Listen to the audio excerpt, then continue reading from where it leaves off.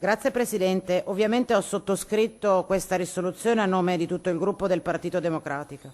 A me sembra di poter dire che il femminicidio di Giulia Cecchettin sembri aver smosso le coscienze di molti, non di tutti purtroppo. Un ringraziamento doveroso credo vada alla famiglia, al padre, alla sorella che con coraggio ci ha invitato a contribuire a costruire una società più equa e più paritaria. Convinti che una società più paritaria sia una condizione fondamentale, l'azione principale per prevenire la violenza contro le donne e la discriminazione di genere.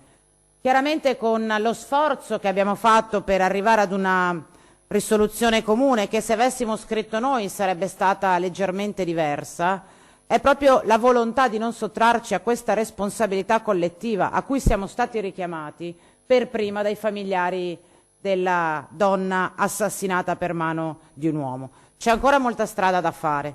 I centri antiviolenza, le case rifugio, gli sportelli antiviolenza vanno potenziati, più e meglio finanziati, devono avere una diffusione più capillare sul territorio. C'è un lavoro molto importante da fare sul piano educativo che sia rivolto all'esterno e all'interno della famiglia e dell'ambito scolastico, per costruire nuove generazioni che siano migliori di quelle che vivono in questo momento la nostra società, che abbiano chiara la necessità di rispettare le differenze e rispettare le donne.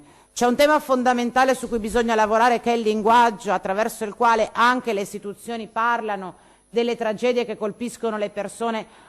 Consigliere Valdegamberi, ci vorrebbe un po' di rispetto ogni tanto, perlomeno. Non l'ho interrotta, ho ascoltato tutte le sue esternazioni farneticanti in religioso silenzio. Collega Valdegamberi, per cortesia. Collega.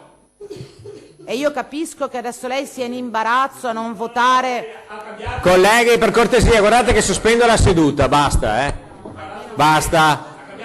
Collega Valdegamberi, al prossimo richiamo sospendo. Prego. Grazie Presidente, capisco che il consigliere Valdegamberi sia in imbarazzo oggi a ritrattare le cose, le farneticazioni a cui ha sottoposto e con le quali ha umiliato da settimane questo Consiglio regionale.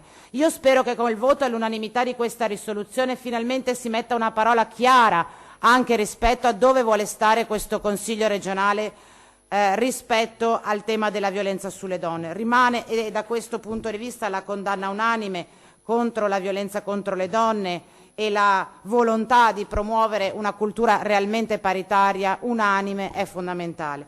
Rimane un gran lavoro da fare sul piano culturale in questa società, che ovviamente non esauriamo votando all'unanimità una risoluzione, ma impegnandoci concretamente nel riconoscere il problema che è costituito dalla cultura patriarcale e nel costruire azioni politiche finalizzate a contrastarlo.